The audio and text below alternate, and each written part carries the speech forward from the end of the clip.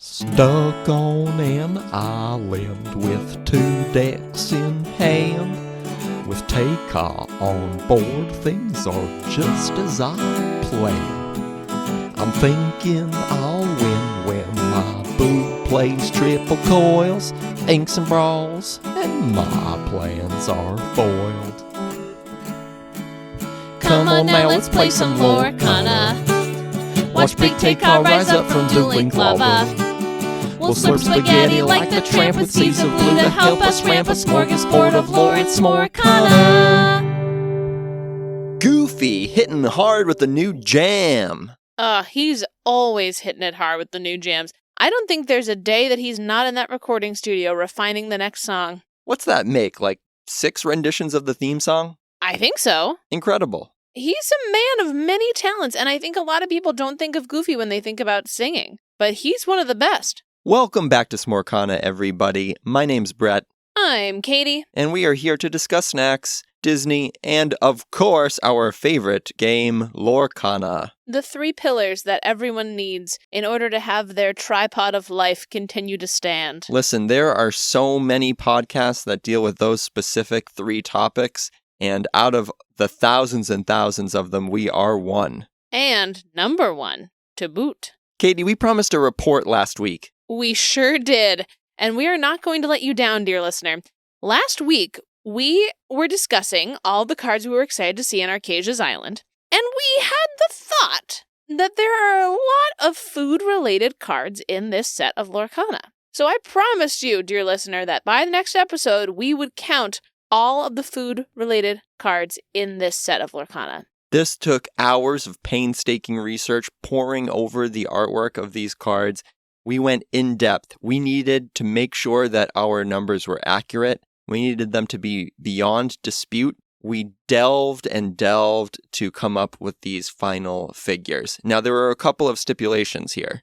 Yes, so the cards have to have pictures of food, like food that you could eat in it. Now, this counts like strawberries or candy from the Sugar Rush Racers. It counts all that stuff. It has to be edible. It has to be edible in its current state, right? Exactly. It can't be hey if you were to kill and fry hey. Now, there are a lot of delicious-looking animals in this set, and we're saying that none of those count as food, correct? That's true. I mean, Pua is held under Moana's arm, for an example, as she's swinging on a rope. And he looks really tasty, and I think Maui would agree with me. We are stipulating that that does not constitute food in a Lorcana card. It does not, because Pua is a living creature. We don't want to eat Pua. Well, speak for yourself. Now, let's get right to the data here, Catherine. Yes, Breton. So we looked at all the cards in Archazia's Island, and we counted a grand total of 10 food cards. Wow, that is not as many as I thought, based on your reaction to the artwork last week. I know, it really isn't. It accounts for 4.9% of all the cards. Only 4.9% of the cards depict food. Wow. Now, how does this compare to, for an example, the Shimmering Skies set? Now, I know you've obviously done your research on all of the Lorcana sets, and I think of Shimmering Skies as a high watermark for food in Lorcana. How many of those cards depicted food? Most definitely. Shimmering Skies famously is the set which gives us Food Fight. It's all about the food. There is a grand total of 25 food-related cards in Shimmering Skies. So that's 12.25% compared to Archazia's Island's 4.9%. So more than twice as many food-related cards in Shimmering Skies. So in that respect, I think we can call Archazia's Island a massive disappointment. Indeed. I mean, if someone was to ask me how I like this set so far, a while ago I would have said, it's great, I'm having a good time. Now it might be one of the worst things I've ever experienced. You know, all this talk about food does have me pretty hungry. What do you say we stop in for a little appetizer here? Yeah, let's get going. My tummy is rumbling.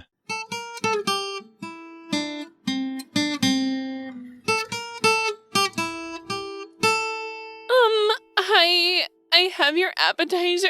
Hi, Geraldine. How are you? I'm good. How are you? I'm doing well. How are your barista skills coming along? Me what? Your coffee making. You made really wonderful coffees for us a few weeks ago. Oh, it's good. Did you want coffee instead of this? Oh, no. This is great. What do we have for appetizers tonight? So it's an Archazia's Island salad.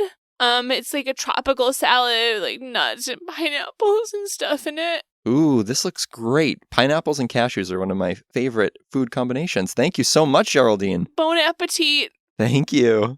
Oh, this looks really tasty. It looks nice this and looks fresh. Awesome. Yeah. Now, how does this compare to your experiences with Sealed and actually playing with the cards and not just hunting for food in them? What a great question. So we had the pleasure on Friday night, release day, of playing in a Sealed at our friendly local gaming store. I love a good Sealed. I love ripping the packs, especially on a release day when you don't know what you're going to get. Building a deck out of those packs. I just think that Sealed is one of the most fun formats to play Lorcana in. I love that it attracts newer players. I think folks who are newer to the tournament scene, it's a great way to leap in, meet folks, maybe feel a little bit less anxious with the lower stakes and the fact that you're walking away with your packs, no matter how you perform in the tournament. Yes, definitely. So I did not perform very well in this Sealed tournament. Usually Sealeds, I can kind of wreck and I do a good job with them, but I just did not have the luck that I needed and the gameplay that I needed. I could feel myself making mistakes. I know many people can relate to that feeling in Lorcana, where you kind of feel the game moving in front of you in slow motion and you realize that you're making mistakes and you can't stop the train in time. But I had a lot of fun still playing all the new cards. I had a really difficult time, though, playing against two cards in particular. Which were? Rhino and Fidget. Ooh. So Rhino, dear listener, is a card which gives all of your other characters +2 willpower, and he's got a sizable butt on him. And Fidget has evasive, and when Fidget quests, Fidget can give another one of your characters evasive. So this first round that I played, we were playing a 3-game format, and we went through all 3 games. Each game, my opponent played Rhino and Fidget. Woof. Which means Fidget's giving Rhino evasive, and Rhino's giving Fidget +2 willpower. So it was really difficult. There's almost no removal in the set. It's really difficult to get rid of any problematic characters. So that combination sounds pretty busted. Yeah, it was a nightmare. It was really difficult. And I mean, my opponent was shuffling, and I was cutting his deck every time, so I know he wasn't cheating, but boy, every single game, he got them on the board at the same time. So, it was challenging for me. How about you? How was your Sealed experience? I had fun. I ended up 3-1, which was like 3rd or 4th place out of the 27 people or something. There was a massive Sealed at Divergence. The store was absolutely stuffed. I went 5-2 on the draw in games. I was on the draw most of the evening. And in fact, the round I lost, I was on the play. I went 1-1 on the play, yeah.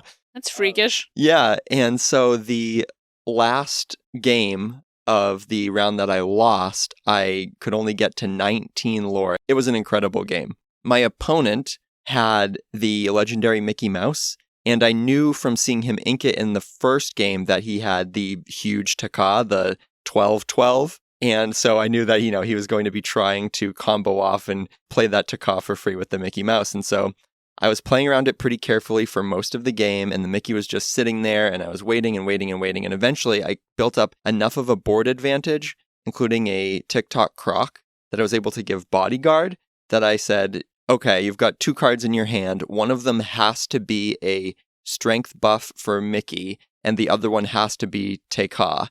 And if that happens, then, great. That's a great story for Sealed on a Friday night. And sure enough, he challenged into the Croc, sacrificed a Stabbington Brother, played a Jafar to give the Mickey Challenger 2, banished the Croc, played a Taka, swung the game. I still had a great opportunity to win. I needed to draw an inkable card to be able to play a Wendy, the 7-cost evasive that quests for 2. As it was, I only had an uninkable character that quests for 1, so I could get to 19, and that kept me just off of winning, despite the Taka. So that was my loss on the night, and it was a lot of fun. It was a really cool story, something I'm going to remember for a while. Yeah, that's a pretty incredible loss. That's a remarkable loss. There were a couple people surrounding that table, myself included, because once again, dear listener, my games went poorly and quickly. So to watch the end of that match for you, and it was really fun. It was like some set champ kind of energy for that sealed tournament. It was really close. It was really, really fun. And, that's something that you'll never see outside of Limited, right? Because Taka is a dual ink ruby amethyst card, and the Mickey is a steel card. So you'll never see that combo getting pulled off in Constructed. So it was really fun. Yeah, that's incredible. What a fun time. I hope that Taka is seen other places in the game because it's just such a hilarious card. I'm a big fan of cards that end the game, like big, flashy, fun cards that when you play them, they say, I'm here, answer me, or you lose. I think it's good to have games have an end point. You don't want folks always worried about going to time. Nobody really enjoys like Sapphire Mirror match after Sapphire Mirror match that goes to time, 40-minute games, that kind of thing. So any kind of big, flashy character that ends a game, I think we could use a little bit more of that. I'm happy to see Taka, particularly with the dual inks where you can't ramp to Taka. Definitely. Quick shout out to Snow White, who carried me in a few games. Snow White is so incredibly busted in Limited. Yes, absolutely busted. She, dear listener, to remind you, is a character who cannot be challenged. She's a 4-cost character that quests for 2. So in this format where there, again, is so little removal, it is so difficult to remove characters outside of challenges, she is so strong. So strong. I mean, you basically play her on turn 4, and she just quests for 2 until the end of the game. I kept her in my mulligans when I saw her, just knowing that it was extremely unlikely that my opponent would be able to do anything about it. I was able to play her on 4 in a couple of games, and I won those games. It's awesome. Yeah, I lost to several Snow Whites over the night. It's a little bit discouraging. It makes me think that they aren't testing the sets within themselves too much. I don't think that she would have seen the light of day in that form if they had been testing the set for limited formats. Oh, definitely. Insanely broken, insanely busted. If there were Fire the Cannons, if there was a common action that could just deal 2 damage in the set, then it would be one thing, but there just isn't. One other quick reaction. Wow, were our polls bad to start the set? Yeah, now you were at the store before I was. You were able to get there a couple hours before I got there, and you were able to play in a draft. So you opened some packs for the draft. We opened our trove. We opened 2 packs from one of the boxes that we got. And for the sealed, we each opened 6 packs. Out of those 26 packs of Lorcana, we opened 2 legendaries. Wow. We got 2 legendary queens in 26 packs. So, that would be like opening a box and 2 packs and getting 2 queen legendaries. We were starting out really, really cold. And it just hurt our feelings even more that they were both queens. I like the queen. I'm excited for that legendary, but to get 2 of the same pretty good legendary is a bummer. But our luck did turn around. It did indeed.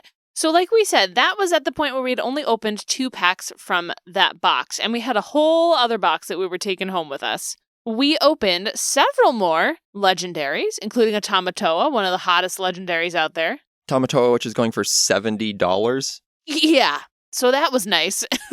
And then the next morning, we cracked the second box, and while we were sitting in bed early in the morning, with the glow from the sun filtering in, we opened a Chanty. Donald Duck. Woo! Chanty Puller 2K25 strikes again. That's me, baby. You did it. I can't be stopped. I said on this podcast that on release day, I was going to open 5 enchanted cards. And I would argue that opening up 1 Donald Duck enchanted is worth 5. Absolutely. Indisputable. An amazing duck. A miraculous duck. A stupendous duck. A most sorcerous duck. Now, we haven't had too much of a chance to play with the new set, but we've made a couple of early deck choices. We updated the Madrigal deck that we had been playing with, which is pretty fun. We also built a Ruby Sapphire deck, which has been, I have to admit, a lot of fun to play. What? I know. You? I know. Playing Ruby Sapphire? Can you believe it? It must be something to do with those bells. Yes. It's really fun. Like you said, we've only played really a handful of games with these two decks, but when Ruby Sapphire pops off, it's a pretty good time. It's absurd. And that Floodborn Belle is better than I anticipated. She's pretty good. I mean, she's questing for 6 a good amount of the time. Yeah, she's massive. I just popped her off earlier this afternoon, and I felt like an absolute god.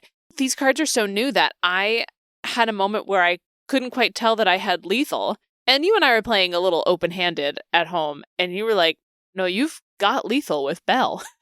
I had like 5 beyond lethal because she can quest for 6. She is so good. Yeah, she's really cool. The Madrigals, on the other hand, are still pretty wonky. They're very easy to disrupt. You're just hoping to stick some characters to sing a bunch of songs. Yeah, you can trickle lore gain with all of these songs and Peppa and things like that, but it can be really difficult to do anything to stop your opponent. I'm not sure how that deck can win on the draw. It is just too slow to win on the draw, right? Like you would think, okay, maybe you can just go really fast, but it feels too slow for that. And then it doesn't have as good a disruption tools as like pretty much any other deck. So you have to figure out how to work in, I don't know, maybe some Elsas or some extra exert effects, maybe like even Pinocchio, I don't know. Some way to disrupt your opponent would be most welcome. Yeah, still looking for a secret sauce there for the Madrigals. Still looking, honestly, similar to the plot of Encanto, looking for a Mirabelle to bring it all together. Although you have several Mirabelles in that deck. Can we compare a couple of cards really quickly between these two decks? Yes, I would love to. So Tamatoa, big bomb card. Everybody loves Tamatoa, right? Of course. Easy to slot into multiple decks right now. A lot of Sapphire decks want to play that card. Yeah, he's incredible. Just look at the stats. 6 cost, inkable, 4/5, quest for 2. He gets you 2 items out of your discard pile, and then he has another high roll ability, right? Where like maybe you get to quest and play a lucky dime for free, right? So amazing.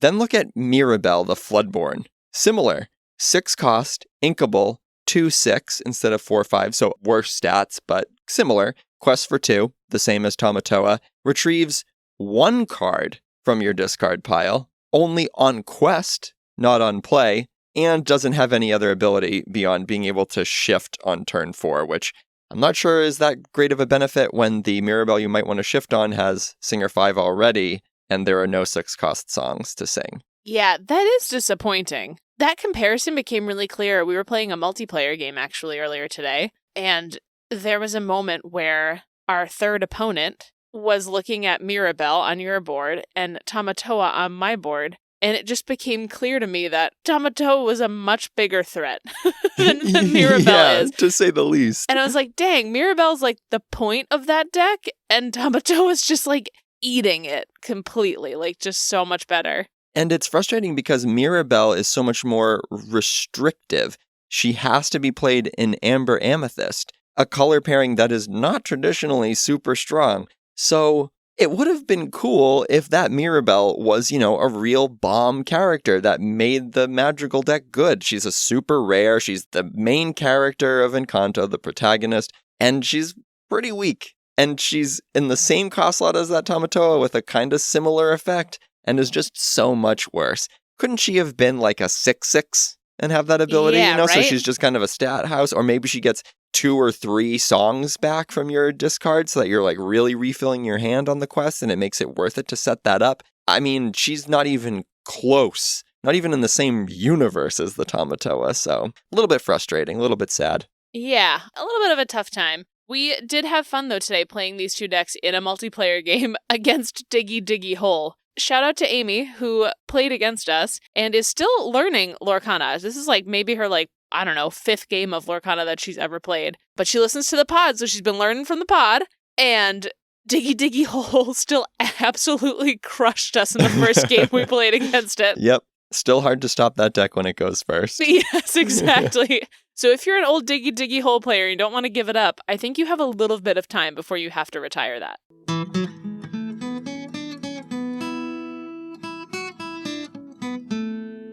Ooh, I'm hungry. I hope that our entrees come soon. Wait a minute. Look over there. Wait.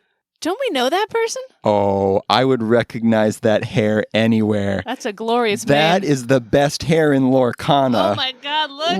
Look Wow. at it. Oh, It's unfurled. shaking his locks around. Oh my wow. goodness. Should this be allowed in the restaurant? I don't know. It's almost too much to handle. That can only be Luke Wonderland Goodwin. Woo! Oh, wow. Member of Team Maelstrom, a prodigious Twitch streamer, Yes. a Pixel-born Grandmaster. He made the top cut at a bunch of large events. He made, top 32 at DLC Atlanta, top 32 at DLC Toronto, and of course, he won DLC Seattle when we were there. Yes. Think we should go talk to him? I don't know. I'm a little bit nervous. I'm going to go for it. Here we go. Let's go. Oh my God. Okay. Hey, Luke. Oh, hey. Hello there. How are you? Hey, Oh my God, we're big fans of yours. Yeah, I can't believe you're here. Oh, well, luckily I already finished eating, so I guess I could talk. Oh, Thank you. Thank you so goodness. much. Wow, this is awesome. We've yet to have a DLC champion on the podcast I before. know. Thank you so much for agreeing to talk to us. Oh, yeah, no problem. How has your release week been? How is Archazia's Island so far for you? Oh, it's been pretty cool. I got to do a draft. That was pretty fun. You just haven't lived in the sealed format till you shifted a queen on turn 3. Pretty brutal, but it's pretty good. Did Snow White ruin any of your days? I had one in my deck. I inked it all 3 times I saw it, actually. I was on Yeah. the draw a lot. And my deck was kind of weird. It was just a very slow damage matters control. I had like 3 Cheshire Cats. I did actually open an enchanted Mad Hatter. And so I had 2 Mad Hatters in my deck. And so it was very damage mattered. And it kind of just like synergized. Like the longer the game went, the better. Nice. And Cheshire Cat's special to you, right? Yeah, that did happen to be the card I was able to spoil or reveal. I felt really dirty because I passed the foil one for something else. But then I had 3 regular ones at the end, so I was like, all right, okay.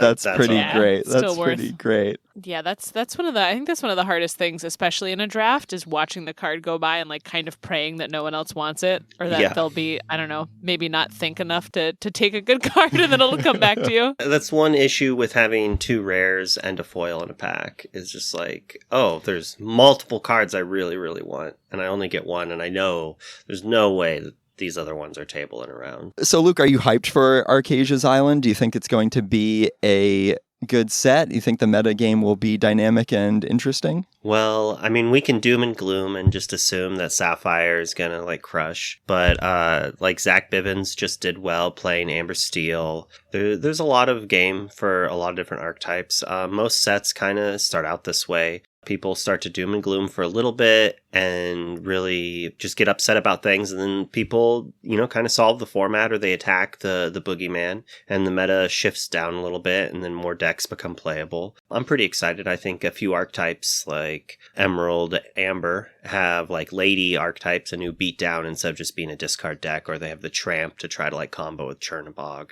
There's a lot of new fun things. Yeah, I'm excited to try to jam as many Chernobogs as possible into a deck. I know that. But yeah, we've been saying for a couple weeks here that, as much as Sapphire Coil is a good card, we haven't had a chance to see it in action at a lot of big tournaments yet. We haven't seen people try to adapt. So I'm similarly excited to try to use some creativity and get in there and watch the meta shift again and again as it has over the life of Lorcana. Yeah, at the end of the day, it's just like a knee pad. I'm not going to be afraid of a knee pad It's a that shin lights guard. up. Yeah, it's a light up shin guard. Yeah, I'm not scared about Just that. Come on. And I think a lot of people have realized that the hype on Coil was overrated a little bit. Like, sure, it does a similar job as Ice Block, but like, that's not the problem. Sisu's the problem. So having a better way to use the Sisus doesn't really take the deck into a higher tier than it was before. I'd be more afraid of the new Tamatoa just like going bananas with dimes, and then like the new Zan list trying out Oswald. As someone who bought foil Oswalds as soon as they saw Tamatoa released, I'm quite happy with the price jump that has happened over the last day, where my $10 foil is now worth $50. Yeah, that's a wise investment. Yeah, Yep. you're quite a good Lorcana prospector. In fact, I have to thank Sometimes. you. I was watching one of your streams during the Into the Inklands early days, and I remember you playing a Lucky Dime, and you said something like, I wish I could buy all of the Lucky Dimes on TCG Player right now before this weekend when everybody realized how good this card is. And I went out and bought our play sets like that day. And so thank you, sir. You probably can thank Sailor or Savid. I'm pretty sure they they showed me the way. Yeah. Well, you were our prophet in that. I remember being upset that I opened a foil Lucky Dime. I'm like, oh, of course. Like the foil legendary gets the one that no one wants. It's worth nothing. My luck. I opened a foil Gontu as my first chapter foil back in the day. It's just like, oh, rinse, repeat. But I mean, 3 packs in to the set, I opened a Mad Hatter. So like that was pretty neat. So I guess I'm pretty up there. Yes. Yeah, sometimes you have to be a little lucky, which kind of brings me to something I wanted to talk to you about. You were in the top 32 at Atlanta and Toronto DLCs. Mm-hmm. And then you brought it home, took first place down at Seattle. And, I think it's a common saying in card games that you need to have that level of preparation and skill as a baseline. And then it takes a lot of times a little bit of luck to make it all the way. Do you think that luck was a factor for you in getting to that next level? Or was there something else that brought you that one step further? Well, I mean, we were doing squats between each rounds in Seattle. We had a group of like 6 or 7 of us, which helped a little, I'm sure. But honestly, it's better to be lucky than good, but best to be both. And like that expression's really there. Like in my first round going in Toronto, I knew I was playing against Ruby Sapphire, and I didn't even test it. I was just like, whatever, I'm cooked. Like my worst matchup, this is how it is. Like I just need to win 2, and my first round is like my deck's worst matchup. Still winnable, but rough. And I got into a scenario in game 3 where I had like 4 Prince Johns and like nothing else. And they had a Tamatoa, I think. And so I just like had to jam 2, passed. They like quested. They didn't do anything really. They drew some cards. I quested both. I was at like 11 or 12 when I played double. So I quested with both, played 2 more. And he drew like 5 or 6 more cards. And over those 2 turns, he wasn't able to draw a Sisu or a B-Prep. And although he went like 7 cards total over all of it. And I ended up winning that game. And I didn't think I was going to win. I'm just like, oh, great. 4 Prince Johns. My opponent has a Tamatoa in play and like 1,000 ink. Like with 4 or 5 cards already in hand. I'm just like, he's either going to win or wipe my board. And he couldn't do either. And you're attributing that to luck, which is really interesting to me because within that, you demonstrated the hand reading skills to say, okay, I'm going to jam these 2. I'm reading that he's not having a clear in his hand right now, and then pushing that advantage and going for that win. It was not a read that he did not have it. It was the only way I could possibly win this game is if he doesn't have it. So you could say there's some skill there. I played to my outs.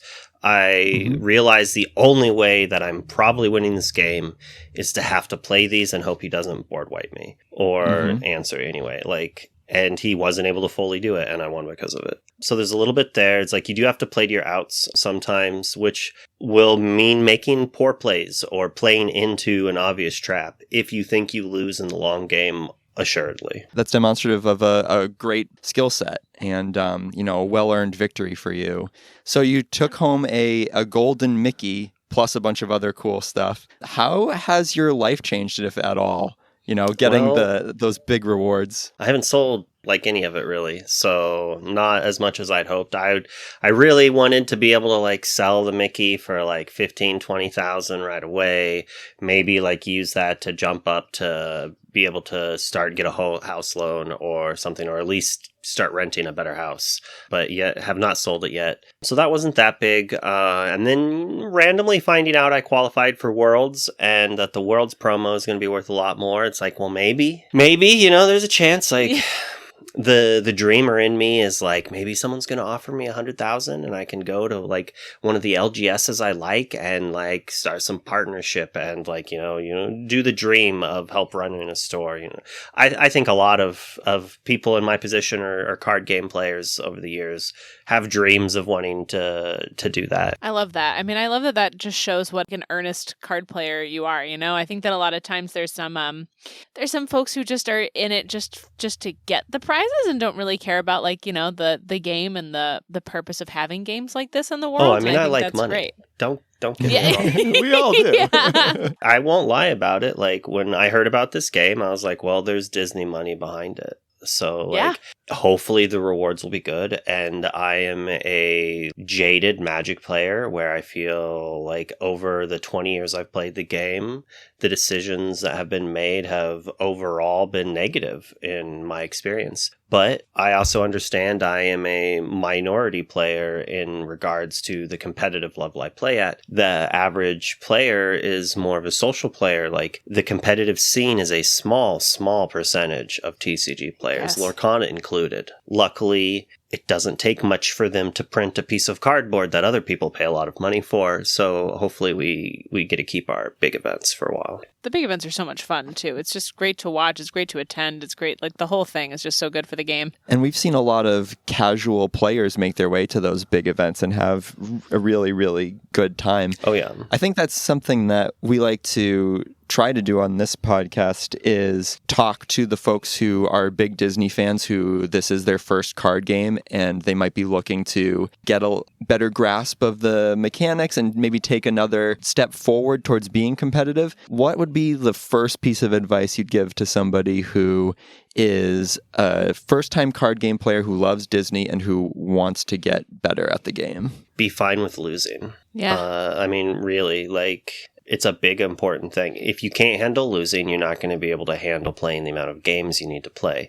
You're not going to win every game you play. I have a bunch of friends who I can't basically play test with because if they lose more than 1 or 2 games in a row, they just don't want to play anymore. And it's just like, I'm sorry, like, sure, I'll give you the deck that should win, but even if I win, then they could like rage. And it's just like, well, that's just like not conducive. So you do have to like find people that you can jam games with or become a better sport about things. And some people understand that they just can't be a good sport, I guess. And then if that's the thing, maybe competitive games is not your scene. Being able to handle that's important. Definitely. I mean, on that same page of that sage wisdom and like you said, the over 20 years of experience with Magic and now all your experience with Lorcana too, we have an important question for you. What foods do you eat before and or during a tournament? I mean, that really varies. I've been a poor Magic player for a very long time. The people I would go with would go out to some nice fancy restaurant. I would just be like, no, I'll just hit the McDonald's up, whatever. And some people I've talked to recently, they prefer to do that. And their reasoning is like, well, I know a McDonald's burger, even though it's not going to be good, I know exactly what it's going to do to my stomach. I know exactly how I'm going to feel. I'm not going to get sick. Whereas if I go to this like random fancy all-you-can-eat meat buffet, like I might accidentally eat something that my stomach's not used to eating at that raw of a temperature. Or just in general, like who knows, I didn't know I was allergic to that random item or something like that. I've gotten foodborne illness from a hot dog at a convention center before at a Magic thing. And I'll tell you that I'm really glad I did not make day 2 of that event because I would not have been in it for long. Yeah, that's a nightmare. Oh my God, a snack at a tournament gone bad is like maybe the worst case scenario that we could ever possibly think of on this podcast. Yeah, I think it just speaks to another lane of preparation that you need to be mindful of maybe. Like, it's not just being prepared for the card games, it's being prepared for everything surrounding the card games. What food's in the area? What do you need to be successful to keep your stomach happy throughout the day? Jeebus actually got me on to bringing like some beef jerky and then a few other snacks that are more high in energy, a little more calorie high, but not full of sugar necessarily. Although I definitely brought teriyaki beef jerky because I love sugar. But it was really good. I don't know if you ever get this, but like sometimes if I don't eat through a whole day of playing cards but I drink some, and then at the end of the day I try to eat, and it like almost hurts my throat. Yeah. And that doesn't happen if you eat small snacks throughout the day. You eat some beef jerky through the day or some granola bars. If you're not drinking enough water, that you need to go use the bathroom as soon as the round's over, and then again right before the next round starts, you're not drinking enough water. Yeah. I mean, it's good to hear it from someone who's won a DLC, because that's what we've been pushing forever, is the importance of eating snacks through the day, because you're really like, like you said, I mean, it's like you're on a desert island by the time you get to the end of the day, and you can't like go back to eating a normal meal if you haven't eaten like that and you've been like exerting yourself all day. Yeah, it took us 57 episodes to get there, but we finally have it. That a DLC champion says snacks are important. Woo, certified. So speaking of other helpful things at tournaments, ways to prepare, you recently switched teams, or your team switched its name. Could you talk about your new team, Team Maelstrom? On that same point, I don't know if this is an Easter egg or not, but I am a large Disney fan, and I'm curious if the name Maelstrom is based on the Norway ride from the Epcot Pavilion. Based? Not necessarily.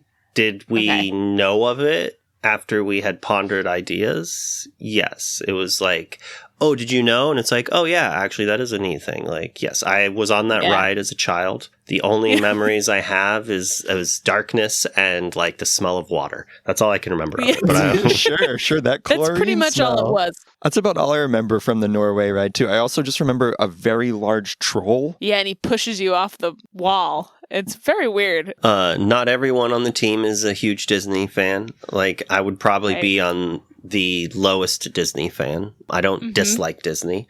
I have a younger brother and sister who watched some Disney VHSs on repeat for 12 hours a day for a few years. So, like, there's some Disney I don't like, for sure. That's tough. Because I was tortured with it as a teenager, right? Like, that's just how it is, you know? But I also have some favorite Disney things that I quite enjoyed, like Chip and Dale, and I guess Jack Skellington is kind of Disney. Yeah. Oh, definitely. For sure, definitely. Yeah. He's going to make his way into Lorcana someday. I don't Jack really know where. Skellington will definitely be in Lorcana. He's in Villainous, which is on the shelf behind us. Well, Oogie Boogie is. I don't know how claymation works into that, like, or stop motion works into that, like the animation end of the story of Lorcana. I don't know how they're going to blend that, but when they do. I know that Oogie Boogie, I think, is a bad guy in the Kingdom Hearts games as well. Oh, that's cool.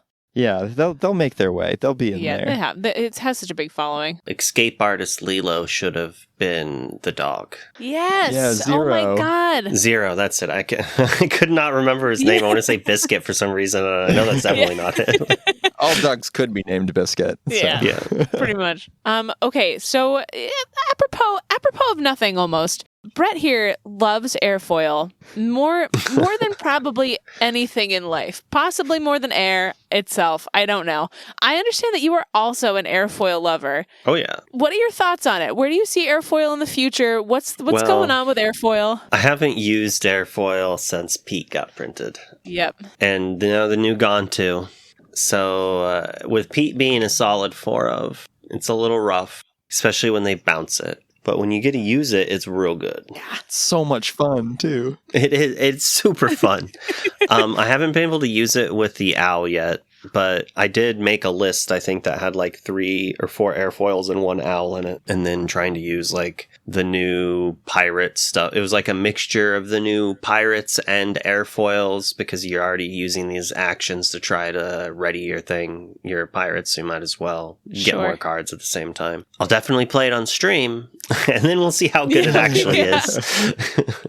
We were putting together, or trying to put together, an Emerald Steel pirate list, an action heavy list. And I just wanted to put like 8 Fire the Cannons in, or like 12, and I think that's what's limiting it right now, is there just aren't enough one cost actions that you want to play. Yeah, I think it was like 4 improvise, 4 cannons, 4 babooms, 4 smashes, 4 hypnotize. And I'm just like, well, this is not great. Yeah. Maybe in the future, maybe someday, if we can ever run 1,000,000 Fire the Cannons, airfoil will have its day in the sun. As an owner of a playset of foils, I want to use them. I hope for you both that it does. I hope that it's one of the best cards in Lorcana. I just hope it rockets to the sky. Thank you. I have like 60 foil airfoils, which is fun to say. Foil airfoil is a fun thing to say. Yeah, definitely. Foil airfoils, baby. You could make an airfoil out of the 60 airfoils that you have. Yeah. Might be worth more. Yeah.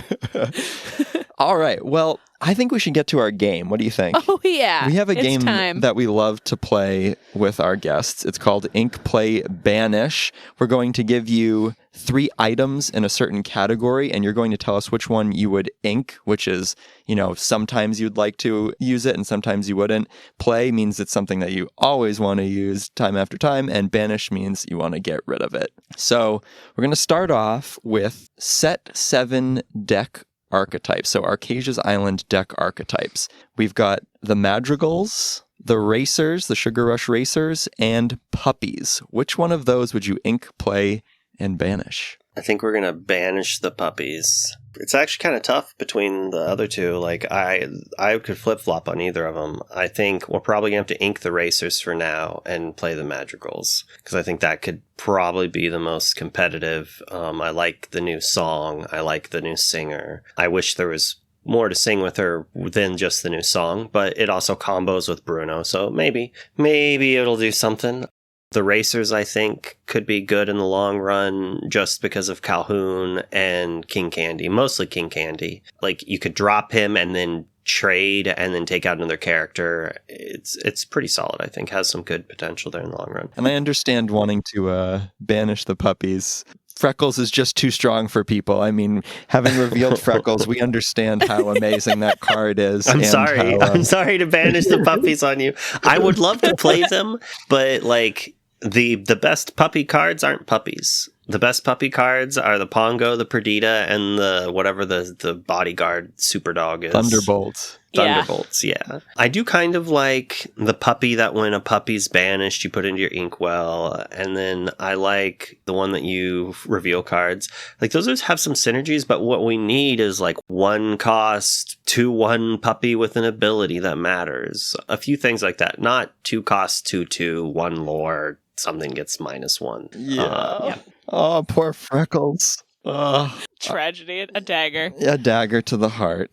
Okay, our next category here is tremendous hair or manes on these Disney characters. This is just their category. So we're talking not specific cards here, just the character itself. And being a hair expert, we wanted to make sure we asked you this one. I'm underqualified for that, but all I do is just not get a haircut. I mean, it's really easy to do. I mean, how is that different from Rapunzel? I don't see any differences here. I guess. So we've got Rapunzel, Mufasa, and Cruella de Vil. Well, I mean, they just look like Cruella, naturally. Oof. I probably would banish Mufasa, ink Cruella, and play Rapunzel. Mm-hmm. Like, the main reason I grew my hair out was because I was hoping that it would get long enough that it would weigh itself down to be straight hair, because I have curly hair. I've had it since I was a kid, and I hate it. I mean, that's just like the grass is always greener, right? Like, you see other people with straight hair, and it's like, I want that. And like, my entire youth was 30-year-old women telling me how much they wished they had my hair and my eyelashes, and I'm just like, oh God, that's awful. It's not what I want, but no way. All right. Yeah, good choices. Here's a fun one, and important for our podcasting purposes. These are desserts: pies, cookies, and cakes. I mean, like, they can all be insane or just absolutely worthless. I don't know. Like, let's assume they're the best. It's the best pies, the At best their cakes. best. Yeah. Peak cookies, peak cakes. I mean, I love a good cherry pie, a good key lime. Does ice cream cake count as a cake? No, a good regular cake is better than an okay ice cream cake. I'm just used to bad of all of them, even though I've had the best. Yeah. I think I'm going to banish cookies. I don't know. It's fair. They're kind of pedestrian. Yeah. I'm going to culinary school. I can't be seen eating cookies. I'd probably... what does a cobbler class? I mean, it uses cake mix, so I'm going to call it a cake. So I'm going to play the cake and ink the pie. But it's close. That's a day of the week thing. Yeah. A tough call. Cobbler's a strong choice there. A strong choice, yeah. I guess it would be a cat. I've never really thought about what a cobbler would be. Maybe you broke the game and it could be classified as both. You got it all. All right, one more? Yeah, we've got one more here for you. Okay. We're talking about dual ink pets. So we've got Pongo, Dear Old Dad, Lady, Miss Park Avenue, and Pascal, Garden Chameleon. Well, I mean, we're definitely... My mind blanked, but it was the second one. We're playing the second one. Yeah, Lady. Yep. Lady, yes. I couldn't remember what it was, but I knew that was the best one. Mm-hmm. Yep. I want it to be the Pongo, but I think we'll ink the Pongo. And poor evasive Pascal gets relegated to the to the wind. discard. I don't need a Hans with evasive. That's uninkable. Yeah. And only playable in one very particular archetype. It's sad. Yeah. Maybe I'm wrong, but the chances of Pongo and Pascal both being played are probably the same, to be fair. But in the long run, I think Pongo is going to see a lot more social play. If you're going to build a fun deck, like, are you going to put the evasive 3-quester, or are you going to put the cool card that lets you look at your inkwell and put puppies in Yeah. it? Right. Come on. Or if you revealed Freckles to the world and you're going to slam it into as many decks as possible, then you're going to play Pongo. Right? You're emotionally attached to Freckles, then yeah. Well, Luke, thank you so much for taking the time to chat with us. We really, really appreciate it. Tell the folks listening where they can find you. You can find me on a lot of different platforms. Wonderland with 2 V's. I stream on Twitch. I'm pretty active on Twitter.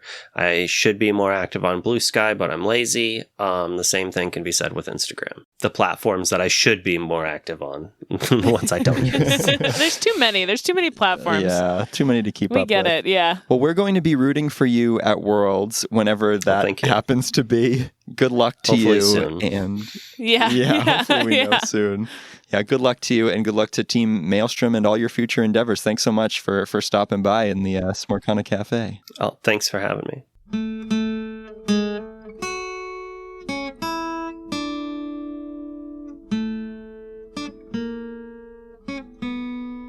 Well, Luke is a delight. Yes, quite a delight. That was a rich and heavy meal we just had. Mm-hmm. Now, considering he's such a fan of kitty cats, Yes. I wanted to design a dream card in his honor and showcase a cat that is not yet in Lorcana, but should be.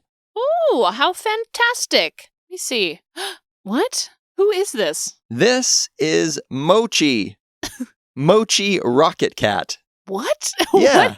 What is this from? This is Hero's cat from Big Hero 6. You don't remember this moment when he has little rocket boots on and he's flying over the city? I definitely don't remember a giant cat with rocket boots on flying through the city during Big Hero 6. No. Okay, so that's because it didn't happen in the movie.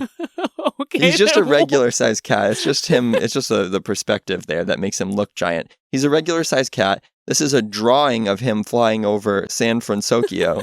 By who? Who drew it? So this is in Hero's Journal. This is like a comic journal that got published as a book, I guess. That's cool. But anyway, the backstory of it is that this was in the trailer for Big Hero 6. Oh, shoot. And then they cut it from the movie. So there was just going to be like a giant cat flying through the air in He's the just movie? a regular sized cat. He was going to design little rocket boots for the cat. Oh, I see. So you were serious about the forced perspective thing. Yeah, he's just a regular sized cat. I mean, it's wildly cute. Yeah, it's a little kitty cat and he's got little rocket booties on. I love this. So, dear listener, I'm looking at a 2-cost inkable card with 3 strength and 3 willpower, a Dreamborn ally, Dreamborn indeed. Yeah, it's what Mochi always dreamed of. Mochi has evasive and quest for 2, is a rare card. I would certainly say this is a rare card. Uh-huh. And has the ability 1 3/4 inches of pure awesomeness. You can't play this character unless you have an inventor character in play. Oh! And the flavor text is... He's one high-flying, hairy baby. We should have put him in the baby episode. Yeah, he's a hairy baby. He is a hairy baby. I love how this works, though. I think it's a lot of fun, especially because he's an inventor's cat, and you can't play him unless you have an inventor. Right. There aren't a lot of really good inventor payoffs. Like, the inventors aren't that grand. They're understated because it's like, oh, inventor synergy, yeah. But the payoffs just aren't there. So I like the stats on this card, obviously, right? 2 cost, 3 quests for 2. That's awesome. Then you tag evasive on that as well. You're getting a great deal on this character, but you do have to lean into the inventor synergies to make it happen. This could be great in an Emerald Sapphire deck someday. Yeah, and there are some inventors in Emerald alone, so, you could squeeze them into any Emerald deck. But yeah, I think the natural pairing would, of course, be Emerald Sapphire to see Mochi. Rocket Cat. Rocket Cat. I'm excited that I put a character on a dream card that you didn't instantly recognize. I've never been so, embarrassed and impressed at the same time. Well, you mean you didn't know about this character that's in 2 scenes from Big Hero 6, and then I picked a screenshot of something that wasn't in the movie ever and in fact got cut? Yes. And you didn't recognize it instantly? Well, knowing everything about Disney is a big part of my personality. So it was a little bit embarrassing to not know right away, yeah. Well, there you go. A super deep cut kitty cat in honor of our friend Luke. Luke, who's a rocket cat in his own way. Flying high.